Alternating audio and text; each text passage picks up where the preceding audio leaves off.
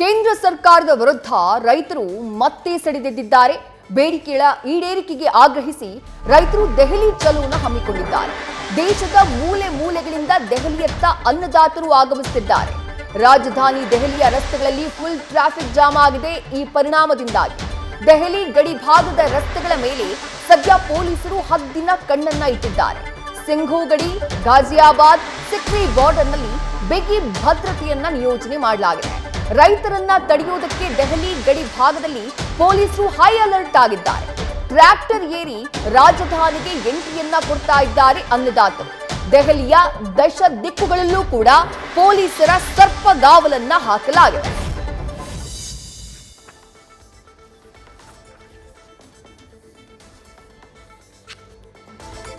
ಸರಿಸುಮಾರು 2-2.5 ವರ್ಷಗಳ ಹಿಂದೆ ಕೂಡ ಇದೇ ರೀತಿ ದೆಹಲಿಯ ಎಲ್ಲ ಬಾರ್ಡರ್ಗಳಲ್ಲೂ, ದೆಹಲಿ ಪ್ರವೇಶ ಮಾಡುವಂತಹ ಎಲ್ಲಾ ಬಾರ್ಡರ್ಗಳಲ್ಲೂ ಇದೇ ರೀತಿ ರೈತರ ದೊಡ್ಡದಾದಂತಹ ಪ್ರತಿಭಟನೆ ನಡೆದಿತ್ತು. ಹಲವು ತಿಂಗಳುಗಳ ಕಾಲ ಆ ಪ್ರತಿಭಟನೆ ಮುಂದುವರೆದಿತ್ತು.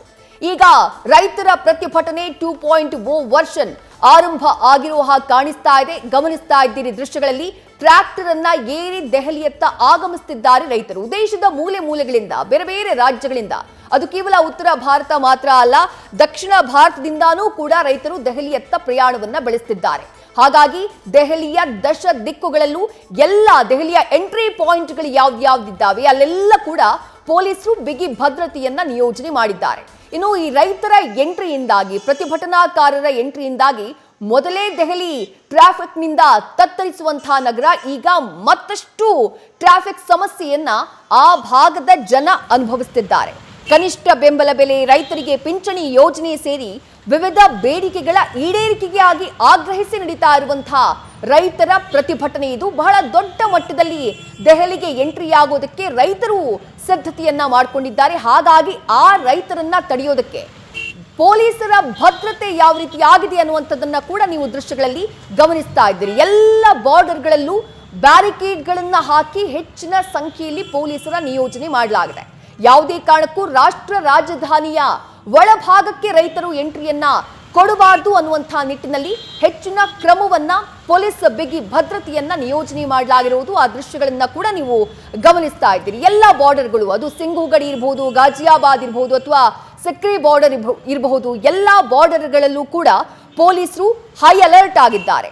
ಕಿಸಾನ್ ಮೋರ್ಚಾ ಸೇರಿದಂತೆ ವಿವಿಧ ರೈತ ಸಂಘಟನೆಗಳು ಪ್ರತಿಭಟನೆಗೆ ಆಗಮಿಸ್ತಾ ಇರೋದು. ಇನ್ನು ಸಿಂಘು ಗಡಿಯಿಂದ ನಮ್ಮ ಪ್ರತಿನಿಧಿ ಜಗದೀಶ್ ಲೈವ್ ನಲ್ಲಿ ಜಾಯಿನ್ ಆಗ್ತಿದ್ದಾರೆ. ಜಗದೀಶ್, ಸಿಂಘು ಬಾರ್ಡರ್ ನಲ್ಲಿ ತಾವಿದ್ದೀರಿ. ಕ್ಷಣ ಕ್ಷಣಕ್ಕೂ ದೊಡ್ಡ ಮಟ್ಟದ ರೈತರ ಗುಂಪು ದೆಹಲಿಯತ್ತ ಧಾವಿಸ್ತಾನೆ ಇದೆ. ಸದ್ಯದ ಸಿಚುವೇಶನ್ ಏನು?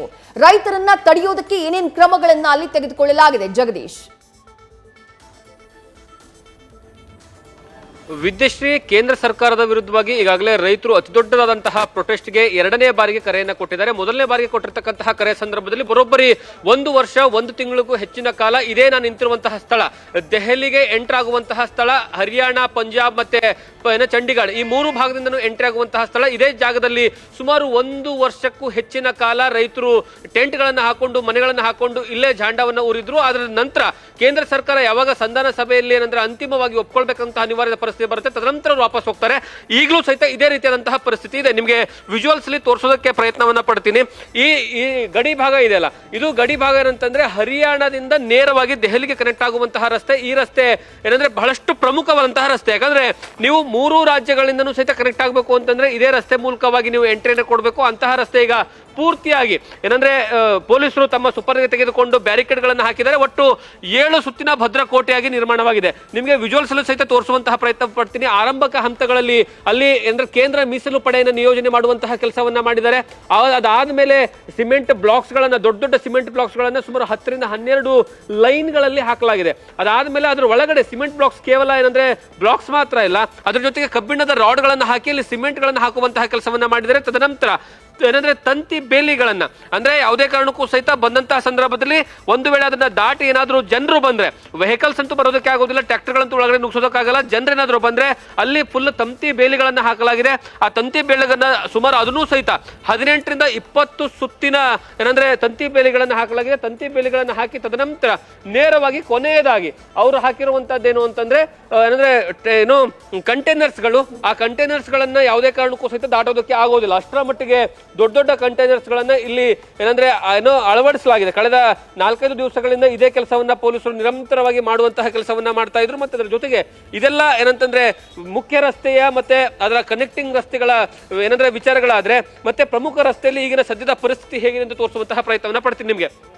ಆ ಭಾಗದಲ್ಲಿ ನೋಡಿದ್ರೆ ನೀವು ಎಂಟ್ರಿ ಸ್ಟಾರ್ಟ್ ಏನಾಗುತ್ತೆ ಅಂದ್ರೆ ಮುಖ್ಯ ರಸ್ತೆ ಕನೆಕ್ಟ್ ಆಗುತ್ತಲ್ಲ, ಆ ಕನೆಕ್ಟ್ ಆಗುವಂತಹ ಪ್ರದೇಶದಲ್ಲೇ ಈಗಾಗಲೇ ಕೇಂದ್ರ ಮೀಸಲು ಪಡೆ, ಆಂಟಿ ರ್ಯಾಪಿಡ್ ಫೋರ್ಸ್, ಅದರ ಜೊತೆಗೆ ದೆಹಲಿಯ ಪೊಲೀಸರು ಸೇರಿದಂತೆ ಬಹಳಷ್ಟು ಜನರನ್ನ, ಸಾವಿರಾರು ಜನ ಪೊಲೀಸರನ್ನ ನಿಯೋಜನೆ ಮಾಡುವಂತಹ ಕೆಲಸವನ್ನ ಮಾಡಿದ್ದಾರೆ. ಮತ್ತೆ ಮೇನ್ ರೋಡ್ ಅಲ್ಲೂ ಸಹಿತ ನಾನು ನಿಂತಿರುವಂತಹ ಸ್ಥಳ ಏನಂದ್ರೆ ನೇರವಾಗಿ ದೆಹಲಿ ಕನೆಕ್ಟ್ ಆಗುವಂತಹ ರಸ್ತೆ, ಈ ರಸ್ತೆಯಲ್ಲೂ ಸಹಿತ ಪೂರ್ತಿಯಾಗಿ ಏನಂದ್ರೆ ಮೇಲ್ಗಡೆನೂ ಬ್ಯಾರಿಕೇಡ್ ಗಳನ್ನ ಹಾಕಿ ಅದರ ಜೊತೆಗೆ ಸಿಮೆಂಟ್ ಬ್ಲಾಕ್ಸ್ ಗಳನ್ನ, ಬ್ರಿಕ್ಸ್ ಗಳನ್ನ ಹಾಕುವಂತಹ ಕೆಲಸವನ್ನ ಮಾಡಿದ್ದಾರೆ. ಅದರ ಜೊತೆಗೆ ಇಲ್ಲಿ ವಿಶೇಷವಾಗಿ ಏನಂತಂದ್ರೆ ಒಂದು ವೇಳೆ ಏನಾದ್ರೂ ಅತಿ ಹೆಚ್ಚಿನ ಪ್ರಮಾಣದಲ್ಲಿ ರೈತರು ಬಂದಿದ್ದೆ ಆದ್ರೆ ಅವರನ್ನ ಅಶ್ರವಾಯು ಮೂಲಕವಾಗಿ ಅವರನ್ನ ಏನಂದ್ರೆ ತಡೆಯುವಂತಹ ಕೆಲಸಕ್ಕೂ ಸಹಿತ ವೆಹಿಕಲ್ಸ್ ಗಳನ್ನ ಏನಂದ್ರೆ ಇಲ್ಲಿ ಆಗಲೇ ಇಡಲಾಗಿದೆ.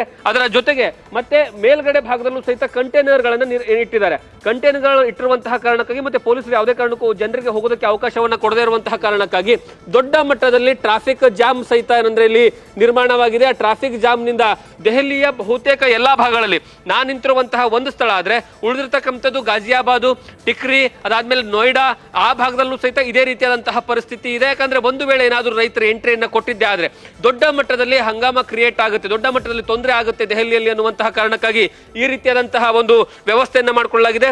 ಮೂಲವಾಗಿ ರೈತರು ಕೇಳ್ತಾ ಇರುವಂತಹ ಬೇಡಿಕೆಗಳಲ್ಲಿ ಪ್ರಮುಖವಾಗಿರುವಂತದ್ದು MSP ದರ, ಅಂದ್ರೆ ಕನಿಷ್ಠ ಬೆಂಬಲ ಬೆಲೆಯನ್ನು ನೀವು ಕೊಡಬೇಕು ಅನ್ನುವಂತಹ ವಿಚಾರವಾಗಿ ಸಂಬಂಧಪಟ್ಟ ಹಾಗೆ ಪ್ರಮುಖ ಅವರ ಆಗ್ರಹ ಇದೆ. ಅದರ ಜೊತೆಗೆ ರೈತರಿಗೆ ಪ್ರತಿ ತಿಂಗಳು ಸಹಿತ ಪಿಂಚಣಿ ವ್ಯವಸ್ಥೆಯನ್ನ ಮಾಡಬೇಕು. ಮತ್ತೆ ಅದರ ಜೊತೆಗೆ ರೈತರಿಗೆ ಈ ಹಿಂದೆ ಕಳೆದ 2.5 ವರ್ಷಗಳ ಹಿಂದೆ ಏನು ಕೇಸ್ಗಳನ್ನು ಹಾಕಲಾಗಿತ್ತಲ್ಲ, ಇದೇ ಒಂದು ಸ್ಥಳದಲ್ಲಿ ಒಂದು ಪ್ರತಿಭಟನೆ ಮಾಡುವಂತಹ ಸಂದರ್ಭದಲ್ಲಿ ಆ ಎಲ್ಲಾ ಕೇಸ್ಗಳನ್ನು ಸಹಿತ ವಾಪಸ್ ಪಡ್ಕೊಳ್ಬೇಕು. ಅದರ ಜೊತೆಗೆ ಆ ಸಂದರ್ಭದಲ್ಲಿ ಸುಮಾರು 100ಕ್ಕೂ ಹೆಚ್ಚು ಜನ ರೈತರು ಸಾವಿಗೀಡಾಗ್ತಾರೆ. ಅಂದ್ರೆ ಅತಿ ಹೆಚ್ಚಿನ ಚಳಿ ಮತ್ತೆ ಸೆಕೆಯ ಸಂದರ್ಭದಲ್ಲಿ, ಬೇಸಿಗೆ ಸಂದರ್ಭದಲ್ಲಿ ತಮ್ಮ ಪ್ರಾಣವನ್ನು ಕಳ್ಕೊಂಡಿರ್ತಾರೆ. ಅವರಿಗೆ ವಿಶೇಷವಾಗಿ ಏನಂದ್ರೆ ಹಣವನ್ನು ಕೊಡಬೇಕು ಪರಿಹಾರದ ರೀತಿಯಲ್ಲಿ ಅನ್ನುವಂತಹ ವಿಚಾರವಾಗಿ ಏನಂದ್ರೆ ಬೇಡಿಕೆಯನ್ನು ಇಟ್ಕೊಂಡಿದ್ದಾರೆ. ಆದ್ರೆ ನಿನ್ನೆ ತಡರಾತ್ರಿ ನಡೆದಿರತಕ್ಕಂತಹ ಕೇಂದ್ರದ 3 ಜನ ಸಚಿವರು ಏನಿದ್ರಲ್ಲ, ಆ ಸಚಿವರ ಬೇಡಿಕೆ ಏನೋ ಅವ್ರ ಜೊತೆ ಸಂಧಾನ ಸಭೆಯಲ್ಲೂ ಸಹಿತ ಯಾವುದೇ ಕಾರಣಕ್ಕೂ ಸಕ್ಸಸ್ ಆಗೋದಿಲ್ಲ, ಫೇಲ್ ಆಗುತ್ತೆ. ಹಾಗಾಗಿ ಈಗಾಗಲೇ ಹರಿಯಾಣ ಮತ್ತೆ ಪಂಜಾಬ್ನಿಂದ ರೈತರು ಹೊರಟಿದ್ದಾರೆ. 10 ಗಂಟೆಗೆ ಬೆಳಗ್ಗೆ ಹೊರಟಿದ್ದಾರೆ. ಆ ಹೊರಡುವಂತಹ ಸಂದರ್ಭದಲ್ಲೂ ಸಹಿತ ಅವ್ರನ್ನ ಹರಿಯಾಣ ಬಾರ್ಡರ್ ಅಲ್ಲೇ ತಡೆಯುವಂತಹ ಕೆಲಸವನ್ನ ಮಾಡ್ತಾರೆ. ಅದನ್ನ ದಾಟಿ ಇಲ್ಲಿಗೆ ಬರಬೇಕು. ಅವರು ಯಾವುದೇ ಕಾರಣಕ್ಕೂ ಬರೋದಕ್ಕೆ ಆಗಲ್ಲ. ಅಷ್ಟರ ಮಟ್ಟಿಗೆ ರಸ್ತೆಗಳನ್ನೆಲ್ಲ ಪೊಲೀಸರು ಸಂಪೂರ್ಣವಾಗಿ ಅಗ್ದಿದ್ದಾರೆ. ಅಂದ್ರೆ ವೆಹಿಕಲ್ಸ್ ಗಳು ಮೂವ್ ಆಗೋದಕ್ಕೆ ಆಗದೇ ಇರುವಂತಹ ಪರಿಸ್ಥಿತಿಯಲ್ಲಿ. ಮತ್ತೆ ಇದೇ ರಸ್ತೆಯಲ್ಲಿ ನೀವು ಮುಂದೆ ಹೋದ್ರೆ ಅಂದ್ರೆ ದೆಹಲಿಯ ಇದು ಬಾರ್ಡರ್ ಆದ್ರೆ ದೆಹಲಿಯ ಒಳಗಡೆ ಎಂಟ್ರಿ ಆಗುವಂತಹ ಸಂದರ್ಭದಲ್ಲೂ ಸಹಿತ 7ರಿಂದ 8 ಕಿಲೋಮೀಟರ್ ದೂರ ಹೋದ್ರೆ ಇದೇ ರೀತಿಯಾಗಿ ಪೊಲೀಸರು ಅಲ್ಲೊಂದು ಮತ್ತೊಂದು ಸುತ್ತಿನ ಭದ್ರಕೋಟೆಯನ್ನ ಏನಂದ್ರೆ ವ್ಯವಸ್ಥೆಯನ್ನ ಮಾಡಿದ್ದಾರೆ. ಹಾಗಾಗಿ ಈ ಬಾರಿ ದೆಹಲಿಗೆ ಯಾವುದೇ ಕಾರಣಕ್ಕೂ ಸಹಿತ ರೈತರಿಗೆ ಎಂಟ್ರಿಯನ್ನು ಕೊಡೋದಕ್ಕೆ ಬಿಡಬಾರದು ಅನ್ನುವಂತಹ ಲೆಕ್ಕಾಚಾರದಲ್ಲಿ ಪೊಲೀಸರು ಸಕಲ ರೀತಿಯ ತಯಾರಿಗಳನ್ನ ಮಾಡ್ಕೊಂಡಿದ್ದಾರೆ. ಆದ್ರೆ ರೈತರು ಸಹಿತ ಕೇವಲ ಹರಿಯಾಣ ಪಂಜಾಬ್ ಮಾತ್ರ ಅಲ್ಲ, ದೇಶದ ಎಲ್ಲಾ ಮೂಲೆಗಳಿಂದಲೂ ಸಹಿತ ಜನರು ಬರುವಂತಹ ರೈತರು ಬರ್ತಾ ಇದ್ದಾರೆ. ಕರ್ನಾಟಕದಿಂದನೂ ಸಹಿತ ಏನಂದ್ರೆ ರೈತರು ಬರ್ತಾ ಇದ್ರು. ಅವರನ್ನ ಭೂಪಾಲದಲ್ಲೇ ಅರೆಸ್ಟ್ ಮಾಡುವಂತಹ ಕೆಲಸವನ್ನ ನಿನ್ನೆ ತಡರಾತ್ರಿಯೇ ಮಾಡಲಾಗಿದೆ. ಹಾಗಾಗಿ ಈ ಬೇರೆ ಬೇರೆ ಭಾಗದಿಂದ ಬರುವಂತಹ ರೈತರನ್ನ ಬೇರೆ ಬೇರೆ ರಾಜ್ಯಗಳಲ್ಲಿ ತಡೆಯುವಂತಹ ಕೆಲಸವನ್ನ ಮಾಡ್ತಿದ್ದಾರೆ. ಈಗ ಅಂತಿಮವಾಗಿ ದೆಹಲಿಗೆ ಬರೋದಕ್ಕೆ ರೈತರು ಟ್ರ್ಯಾಕ್ಟರ್ಗಳಲ್ಲಿ ಏನಂದ್ರೆ ಸಾವಿರಾರು ಜನ ಏನಂದ್ರೆ ಈಗಾಗಲೇ ದೆಹಲಿಯತ್ತ ಪಯಣವನ್ನ ಬೆಳೆಸಿರುವಂತದ್ದು. ವಿಜಯಶ್ರೀ, ಥ್ಯಾಂಕ್ ಯು ಜಗದೀಶ್ ತಮ್ಮೆಲ್ಲ ಡೀಟೇಲ್ಸ್ಗೆ. ನ್ಯೂಸ್ ಫಸ್ಟ್ ನಿರ್ಭೀತಿಯಿಂದ ನಿಮ್ಮ ಪರವಾಗಿ.